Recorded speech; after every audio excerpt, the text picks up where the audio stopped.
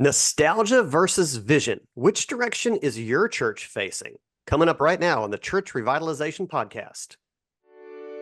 Hello, and welcome to the Church Revitalization Podcast, brought to you by the Malphurs Group team, where each week we tackle important, actionable topics to help churches thrive. And now, here's your hosts, Scott Ball and AJ Mathieu. Welcome to the Church Revitalization Podcast. My name is Scott Ball, and I'm joined by my friend and co-host, AJ Mathieu. Here we go again. AJ, we're here again. And we are looking through the windshield, my friend, ahead at another podcast episode. We've got 251 episodes in the rearview mirror, but we're on episode 252 of the Church Revitalization Podcast. Always looking forward. There's another week coming up. Yeah, that's right. There's another week coming up and always new things happening. Want to just at the beginning of this episode give a shout out to something that we've not done a good job, I think, or good enough job of doing, is just shouting out our whole team. You might think, because if you listen to this podcast, that is just Scott and AJ over there at the Malphurs Group, but you would be wrong. We've got many, I don't know, what's our exact number now? 21? Should have fact checked this. 22? Domestic or international or total? Total. Probably about 23 total.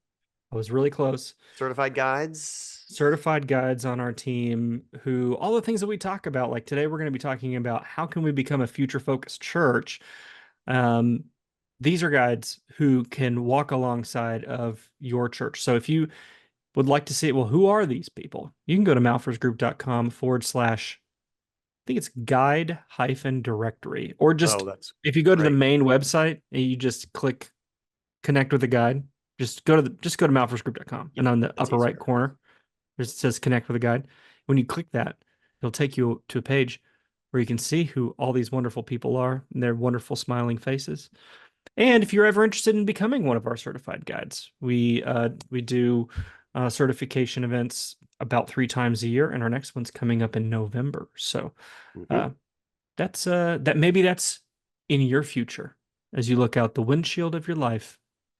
Do you have a future vision for your own personal ministry? Maybe that's part of it. Helping churches. So today, as we've hinted, we are talking about the future. We're talking about how can we become a future-focused church. There was a new research report that came out of Lifeway Research, and it was about sort of churchgoer views on their church's decade. And I thought, we thought this was, their perception.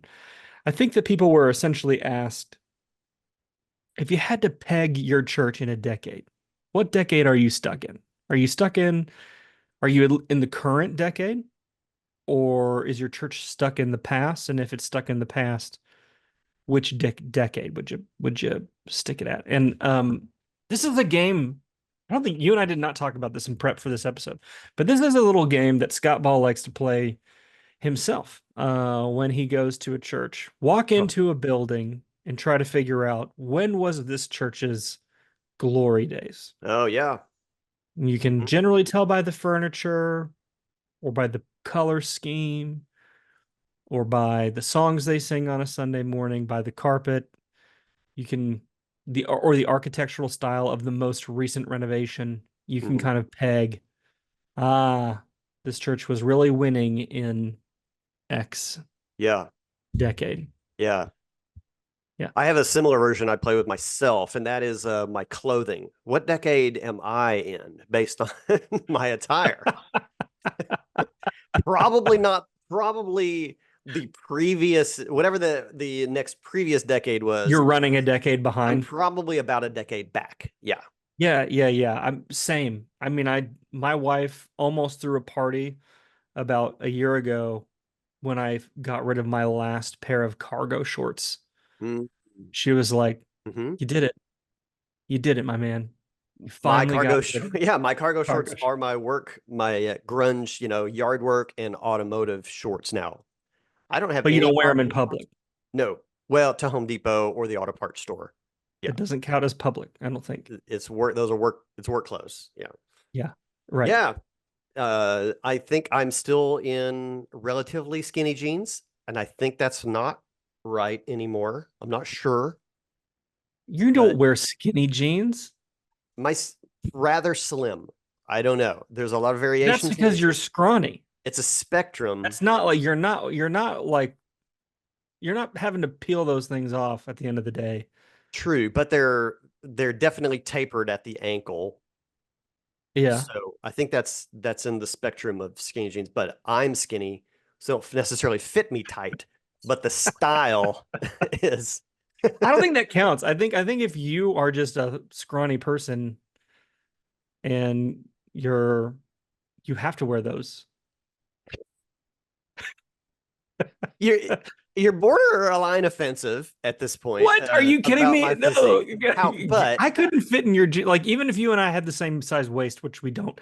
I couldn't fit in the same cut jeans as you that's what I'm saying. I'm talking without about without breaking style. them. I would hulk out of your jeans But in a we're talking about like yeah, the ankle, the shape of the leg uh-huh. It's is tapered. is Yeah. more in that style, the skinny jeans style. It definitely Okay. gets narrow at the bottom. It's I still think I would not not a call that skinny jean. Yeah, not a but straight leg, not like a bell bottom, a boot cut, any of that. Yeah. okay. All right. All right. Fair Glad enough. we got that out of the way. Yeah, this is the Um, kind of banter that the people come for. This that's is this is what they want to know. What cut are your jeans? I wear that's an athletic cut because I have to. Otherwise, again, I would because not be you're a an good fit. athlete. You're not athletic. If I'm scrawny, you are not athletic. It's so true. You can say anything you want, and then you're not going to insult me. I've been told by a guy from Fiji that I should play rugby. I've been told Mhm. asked on more than one occasion, did I used to be a linebacker? And I have to laugh every time because you wouldn't want me on any of your teams, but it's like God's cruel joke that he built me like someone who should be playing a sport, but didn't give me any of the ability to actually play a sport. Fantasy football only So you got it. Okay. in your So wildest dreams. oh goodness. I know a few people who will be going, they did not take the notes on the banter. All right. So let's talk about moving forward as a church. Yeah, what decade is your church stuck in? That was the question in the research, which spurred us in our prep for this episode to talk about. We do see this. We do see some churches getting stuck in the past, and it isn't so much. This is what I said to you when we were talking through this research, AJ. My observation was if I see a church and they're stuck in the past, like you go, oh man, these folks are stuck in the 70s, that is bad. I go, oh, this is not good.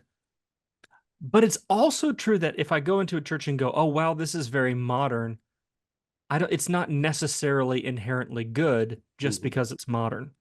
mhm. And so the question isn't a stylistic one, it's a vision question.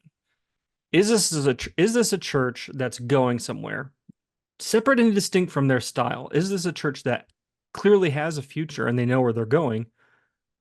Or is this a church that seems to be stuck looking in the rearview mirror? Because it's very possible to have a modern, building or and even a modern methodology, but still be a church that's not really going somewhere. So I guess Right. I'm trying to be sure that what we aren't communicating in this episode is, man, you got to look like Mhm. some You have to warehouse church look new and modern to be future focused. to be future focused. Because I Those think can that would be be, separated. yeah, and it's maybe one of my criticisms of this Lifeway research is that it's almost implying that, like, hey, Mm, you want to get with, you want to reach people, you got to look like you're with it. And mhm. I just, that hasn't been my experience. I Mm, don't think that's right. true. That's right. Yeah, yeah, absolutely. Yeah, there are a lot of churches that would have like a traditional feel, even historic, and totally be thriving and future focused. Yeah, So, I was 4 weeks ago or so, yeah, about a month or so ago. I was in, um, I was in Dallas and I visited a church that No, I mean they were meeting in a gym because their current facility, main worship facility, is being renovated. Um, To Ironically, I be more guess. modern? I honestly, I don't think that's actually it. Like they're not Okay. putting in like video panels or Okay. things like that. I think it's an honest, like fresh coats of paint Mm. and changing carpet and that kind of thing. Um, but I'm looking around this. The whole style of this church is not is decidedly uncool. I mean, their worship set, and this wasn't just because they were in the gym. I've seen videos of their worship services when they were in their worship space. It's one guy on a guitar and another guy on a piano singing a couple songs. They don't have any fancy lights, no fancy video stuff going on. And when I was visiting this church, AJ, at age 38, I think I had to be in the top 10% oldest people in this room. And it was packed. So, I mean, you could point to that instance and go, you see, it isn't like you got to be hip and cool Hmm. in order to be future focused and reaching the next generation. That's Hmm. just not true. Yeah. So, I guess as a preface to this whole thing, and I promise you we're about to get into the main points here, I just don't want you to hear this as an episode that says, to be another voice in your head that said that you are perceiving that to say, we must become cool in order to become impactful. Hmm. That's not the question, but you can be stuck in the past, and that Yeah. is a problem. Yes. So we're going to try to do our best in this episode to untangle those things a little bit. And I think we've come up with a really helpful metaphor for this, which is point one. So point one is nostalgia versus vision, Yeah. and trying to define those terms. And I Mhm. think we came up with a metaphor that's helpful. So you want to outline that for us, AJ? Yeah, I mean, yeah, we've used this for a long time. Aubrey used it in books that he wrote, and it's the kind of the driving an automobile. I mean, we've got a windshield. The windshield it's very large. It's intended to have a really great view of the future coming at you at a high rate of speed sometimes while you're driving. But what other device do we have there within our field of view? And that's a rear view mirror. And so we cannot safely move into the future if we're too focused on this small view that is looking backwards. And that's what happens with some churches is that though they have the opportunity to look at a very broad and far-reaching view, they instead focus on this small view that is looking at something that they once were or where they previously had been. So it's just the windshield versus rear view mirror um, analogy. It's not an analogy or Yeah, metaphor. metaphor, I think. Yeah. Um, yeah, and we see this so much. We see this so much. And that's a bit there's some statistics that were outlined in this research of churches that seem to have these two different points of view. And the numbers, I don't know. Well, you can take the numbers are and think what you want about them. 39% of respondents are feel like they're at like their best moment and they're celebrating where they are. I guess Yeah, none to of use the our metaphor, they're excited about the road that they're on and where they're yeah, headed. yeah. Now, conversely, it does not go. 61% are not all saying it's negative, but there's some implication in here. I think works out to 45% did respond with at best being we think the future will get better. So that was the next largest survey group was we're not really excited about where we We're not are, excited about where we're going, but but we we think would it could improve. it could get better. Yeah. And then some other numbers we're thinking, no, we're Our wondering best how days are long, in the past, yeah, or how long can we or even survive? we're about to die. Yeah. Yeah. And then there was like 16% or something that basically were like, we don't even know, or or none of the above. Um, Yeah, which in my view, that's not an affirmative statement. That True. still falls Yep. in the negative category. If It, they it, were it excited about does. the future, they'd have said so. Yeah, that's right. That's right. So no matter how you cut it, there is a minority of of churchgoers that responded to this survey that are feel confident or excited about the present and maybe looking to the future and seeing that best is still yet to come based on where they are now. So this very Yeah. clearly defines nostalgia versus vision. Well, and on a demographic basis, too, congregations that are predominantly 65 plus were the most likely to say that the church's best days are in the past, or have concerns about the future. That does not shock me, because we see that a lot, and we talk to a lot of churches that are like that. I do think that, kind of going back to defining nostalgia versus vision, I think one thing that's helpful is to remember that both nostalgia or memories and vision are pictures. They are mental pictures. Mhm. They're not bulleted lists. Actually, I was just having this conversation with the church yesterday. That vision is, you can make it a list, I guess, or even a detailed paragraph that you can write, but at its core, it's a picture. It's a picture of the future of where you're going. Mhm. And a memory is the same way. And I think that this Mhm. is why churches sometimes struggle with vision, is because the only mental pictures they can come up with are of the past. Yeah. It's almost like they've got one of those sunshades, in the windshield. So the only thing that they can actually see is the picture that's in the rearview mirror of what's behind them. Mhm. Um, and so you kind of have to go through that process of cleaning off the windshield and removing that blinder to be able to see what's out and ahead. Yeah, I remember, I think what's dangerous about this is that we think our memories are accurate too much of the time. And so I think nostalgia for the past comes with memory that we believe to be true, and it may not be because yeah. memory is not always accurate. And I think that's something that needs to be remembered. Future vision, dreaming about a picture in the future, it's okay to say, I can't trust this to be 100% true. It's something that hasn't happened yet. I think it could happen. And then we think about our memories and we're like, I know for a fact this happened in the past. It is factual to me.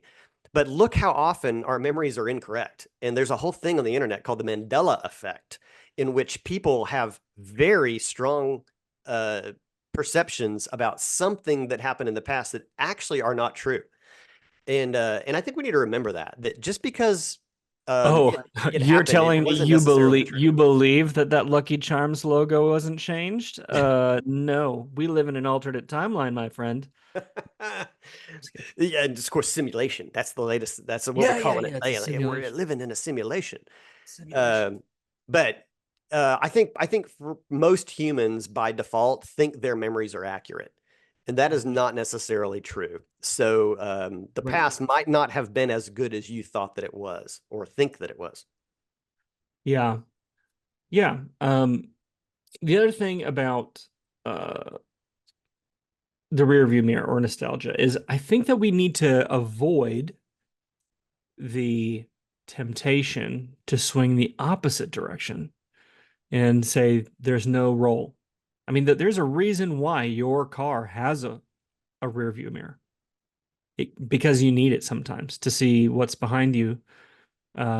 Because what's in the past can come up to haunt you in the future, right? To kind of stretch the metaphor, you know. Something that was behind you could be barreling towards you, and you're going to be Mhm. confronting it. So using it as a reference point to be able to understand where we've been, and and for it to some degree maybe inform our direction moving forward is good. So I would not recommend never looking at the past the same Mhm. way I would never recommend you remove your rear view mirror. Yeah. Uh, but there's a reason Mm. why the windshield is bigger. It's because it's where your attention should largely be. So Yeah. if we're going to Yeah. be a future focused church, we need to look mostly at the windshield, um and in the rearview mirror in moderation. Yeah, I think that rearview mirror, the usefulness of the rearview mirror in this metaphor is that previous bad decisions could come back to hurt you. If you just cut off a semi and you are not looking in your rear mirror that he may not be able to slow down before he slams into the back of your car. I think there's a connection to the church there. We Yeah. might have made previous bad decisions that are about to wreck us. And if we're not aware of what we just did and how that might impact our future, the future might not be as happy as we think it's going to be when that decision catches up with us. Yeah, that's right. So it's a balance. It's learning to see, what do we need to remember and what do we need to focus on, and where do we need to be looking to be forward focused. So, which leads to, I think, the second point here that I'd like to focus in Yeah. on, which is the importance of balancing tradition versus missional engagement. So I kind of hinted at this in the introduction.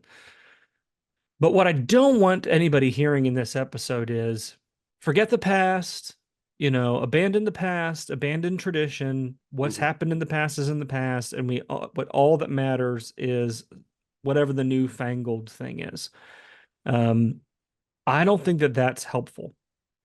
I really don't, because there are things that we've learned in the past or traditions that we bring with us from the past and into the future that give us grounding, that give us truth, that give us stability.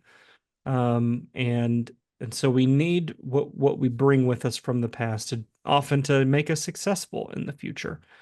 And so what we're focused on then is balancing that tradition with missional engagement rather than thinking I'm trying to balance tradition with innovation. I don't really want you thinking that. I want you to balance it with missional engagement. So when our tradition causes us to focus inward only, that's when tradition becomes a problem. Mhm. But when I can balance tradition with focus on the who is around me and how can I leverage my tradition to reach the next generation or to reach my community, this is a good thing. Am I making any sense? Is this, Yeah, yeah. this I think this the right application of windshield versus rear view mirror is this balance of what are healthy traditions, what has us rooted or grounded in truth and in best practices, and then applying that in our context and the culture of our church to a future focused mission to make and mature disciples of Jesus and increase the kingdom. Because you can have an old styled church that celebrates traditions of the past and has been steadfast in things while still having your actions be very forward focused and in motion and increase. Um, and I mean, maybe we have to start to you have to start to get a little more granular to figure out like where's the break point here? Where do we end up in fault? And maybe an example could be, and I don't, and this example doesn't even stand up over time because just things are always changing. But perhaps your Sunday school classes are still, we're just in rows and there's a teacher and we come in and we learn and we leave. Versus perhaps we're like, yeah, we still want to have Sunday school, but we're going to switch to round tables. We're going to have some discussion time. We're not losing Sunday school, but we've perhaps modified it slightly for greater fellowship and engagement because people are just desiring that more instead of just simple instruction. That could end up moving, 10, 20 years from now, and people are like, really just we need just more just education some in here. instruction? Yeah, Um, yeah. but that would be a thing where like, no, we didn't dump Sunday school. We don't have all these abandoned classrooms now because we have gone all in on home groups and we don't come up to church anymore. You got to be out. Um, and so I think this is a way of having, maybe we have a tradition of Sunday school, but we've modified it slightly. So I think you have to get granular. You can't just make these gigantic movements and huge cuts because there might be something valuable. And of course, when we start talking about like order of service, Scott, and traditions related to our worship, in which there's scriptural readings and communion, and maybe other recitations that we have in creeds. These are the kinds of things that you know really have stood the test of time in a lot of church contexts and traditions that wouldn't necessarily make any difference. I mean, whether you recite the Apostles' Creed every Sunday would be completely neutral, whether we can be future focused or not. Mhm. That is not going to. You don't need to stop doing that to be like, let's get out in our community and share the gospel with people. So there are traditions, deeply rooted traditions that there's just no need to mess with them. But there could be some things that the church might get stuck on that could affect it. Yeah, I think that's generally right. I think that people are missing largely missing the point. So they start cutting when churches try to make this shift and they're trying to go all in on, well, we want to be future focused. So they just start slashing traditions Hmm. almost uh foolishly. Yeah. Like you don't even know what you're Tradition cutting. becomes the enemy, broadly speaking, instead Yeah, and I'm of like, maybe a real why are you getting specific rid of that? strategy. Yeah. What's your what's your missional reason for doing that? Yeah. How is that a hindrance to us being effective for Hmm. the future? You know, conversely, finally ripping out. I mean, sometimes you walk into a church and people are so dead set on their facility looking and feeling a certain way that they're keeping carpet that has mildewed and soured. You know what I'm saying? Ripped. Yeah. The seams are It's coming ripped, it's apart. gross, and I'm like, this this is holding us back. This is this is turning people away, and it's not even serving the people who are here.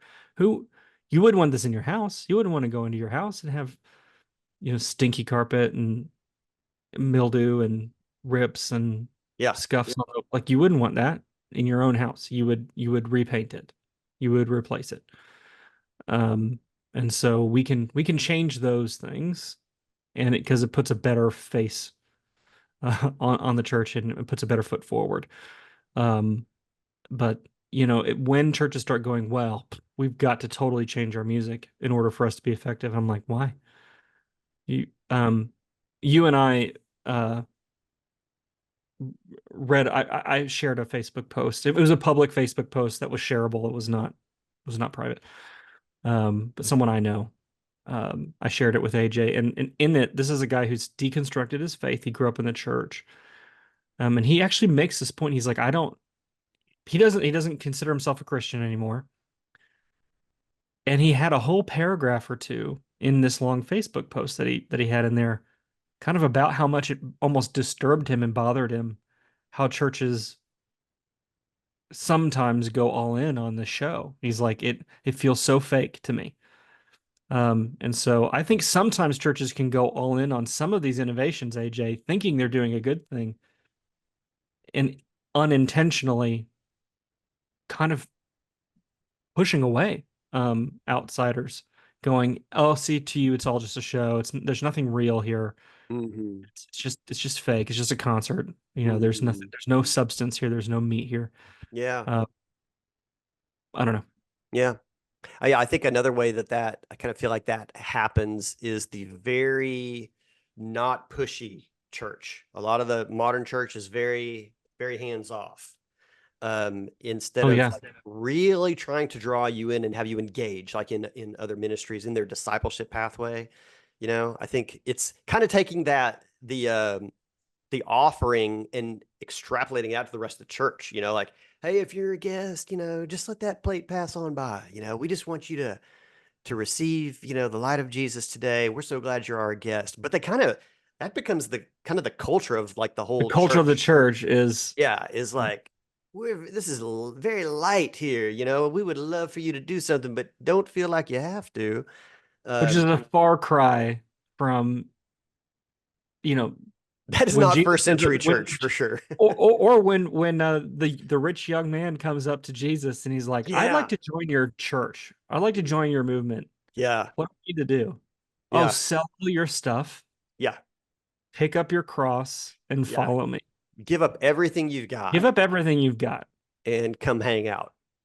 Yeah. That is definitely not modern church. Yeah, we're like, no, no, no. Hey, take a year. We don't want anybody signing up. We've heard churches say this.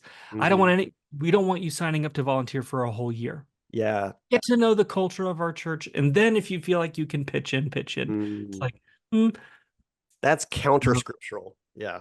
Yeah, yeah, yeah. So I just want to be clear when we say we want to move from nostalgia to vision, we aren't saying abandon tradition for something insane. No, we need to balance our tradition with how are we actually engaging people in mission. So, which leads to our last point here. We want to cultivate enthusiasm for the future. In our churches, how can we cultivate enthusiasm for the future? So, let's say we've got this church, AJ, of a church that's predominantly 65 plus aged folks. They would be in that 11% or so that said our best days are behind us, or maybe they're in that handful of percent that said we're I don't even know we're going to make it. Hmm. In that situation, a church that's locked in on nostalgia, how do we help them to shift their focus from the rearview mirror to the windshield and become excited about what's ahead? Is it even possible? Yeah. I mean, I think there's an emotional aspect to it. And then there's more of a practical, like, what are we actually going to do? What might our strategies be? But I definitely think there's no, I was going to say there's no reason for, maybe an older congregation thing. There is reason. There is reason. They have seen that their church has gotten older. People are dying. Young people are not coming in. So it's not without reason that they end up developing these attitudes but really is about the present. Um, but I mean, I don't want necessarily, not trying to go just like super theological in this, but Jesus is the hope of the future, um, and that and that things can be different and should be different. And so I do, end up, I guess, maybe kind of feeling bad for people on maybe one end of my personal spectrum, up to frustrated with them on the other end of my spectrum, when they won't seem to allow themselves to even think the future could be better. Hmm. And I think that's a misapplication of the gospel, to not feel like things could be better in the future. And so, yeah, I think, but that's a tough road, though. I mean, to take something on that trajectory and begin to turn it and feel like we are actively able to do something, and we're seeing progress from it that would make the future different than what we believe it actually will be, and that is death. So, it's that's not easy. Um, but I think it does have to start with a mindset shift. Like, you know what? Yes, this is where we are. Let's accept reality, but let's build one another up, you know? So, A biblical term that one might use there is repentance, a mindset, it's literally a mindset a shift, mindset repentance, a turning away turning from away. how we used to think. Yeah. Yeah, and I think, actually, I was just having a conversation with my dad yesterday. We were talking about the church that I grew up in, which is now merged with another church and is doing really well because of the church they merged with. But the original church, essentially went defunct, and we were talking about the reasons for that. And one of the key reasons behind that was this idolatry, believe it or not, of Scripture itself. Mhm. Um, Hmm. Really? making an idol out of a particular strategy of teaching the Bible, Hmm. apart from trying to reach the neighborhood which was changing, Hmm. which no one was suggesting at the time. Hey, let's get away from the Bible. Like there was no one saying that. Obviously, it's God's word. Um, but just a total inability to pivot and shift towards outreach in the community. And instead going, nope. If they want to come in here and learn how to understand the Bible, great. Otherwise, Okay. It was there's nothing we're all doing. teaching, no application. Correct. And making an idol out of that. I mean, Yeah. in order for things to have changed, there would have had to have been some repentance and going, you know, I have made an idol out of my Bible study rather Hmm. than following Jesus, actually obeying what you're saying, doing what you're asking me to do. Yeah. Um, Yeah. and I think there are a lot of churches that are, if you want to move from from rear view mirror thinking to windshield thinking, it's going to require some repentance and go, what have we made an idol out of? And maybe it is a tradition, or maybe it is a certain particular value, or maybe it's, I don't, or a methodology of doing something. I don't know. Mhm. But in order to change your mind, you're going to have to change your actions. And if, in order to change your actions, you're going to have to change your mind, both things. Yeah. I think this is more common than churches might want to admit. I see this a lot in well, maybe in Sunday school, but in small groups as well. It's very focused on like one thing. Like this is the way our small groups, this is what they do. And even presenting like, well, maybe you could do that, but you only do that twice a month. And the other two times that the groups meet during the month, it's a slightly different format. So you can kind of spread things out a little bit. Even that is sometimes met with a lot of resistance, that Well, lack of flexibility to change like that. yeah. Or how about this? We do evangelism, but we do evangelism. We give $100,000 a year to these mission organizations. That's what we do. Yeah. Okay. Well, what if we listen, we're an organization that requires support. So we're all for churches sending support to organizations. But what if you shaved off 10 grand of that and focused it on doing something in your neighborhood? Well, we know we can't do that. What do you mean you can't do that? What do you mean? Yeah. You're not going to be able to continue to give $100,000 to missionaries if the church is closed in 3 years. Yeah. I've seen So several churches that it was definitely, I think missions giving was an idol. it's an They're idol. Yeah, super proud. They could tell you exactly what the percentage was. And the greater it was above 10%, the more proud they were. Um, exactly right. they're like, you might be doing 10%, probably five. We're doing 20%. Yeah, and I go, great. How's it going in your neighborhood? Oh, we Why did don't, you have you to know. call me again? Yeah. Yeah. Right. Tell me what's going on in your neighborhood. We don't know. Mhm. Yeah. Or they go, well, we support United Way, or we support Boys and Girls Club. We support. I'm like, no, no, no, no, no, no, no, no. But you don't know anyone in your neighborhood. You can't outsource outreach. You have to do it. Yeah. And Hmm. there's a lot of churches that have made an idol out of that. Sometimes good things aren't the right thing. Yeah, that can happen.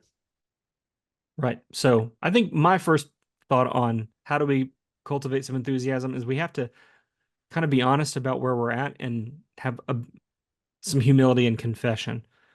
But that then leads to casting a compelling vision. You have to have a picture of where you're going. Mm. To kind of push our driving metaphor here. Just driving aimlessly isn't good. It could be fun, I guess, on a Sunday afternoon. Just get in the car and drive around, see where the road takes you. But in terms of, uh, I don't think you could get your whole family to agree to that, or certainly to get your whole church to agree. Like, let's just aimlessly drive and see what happens. Let's all Yeah. get in the church van and see where the road takes us. No one's signing up for that trip. If you're taking the seniors on a trip, you're gonna tell them we're going to Dollywood. It's gonna cost you $50. We'll have you home by 7. Where are we going? What are we doing? You would that's what you would do on a road trip. It's what you have to do with your church as well. Where are we going?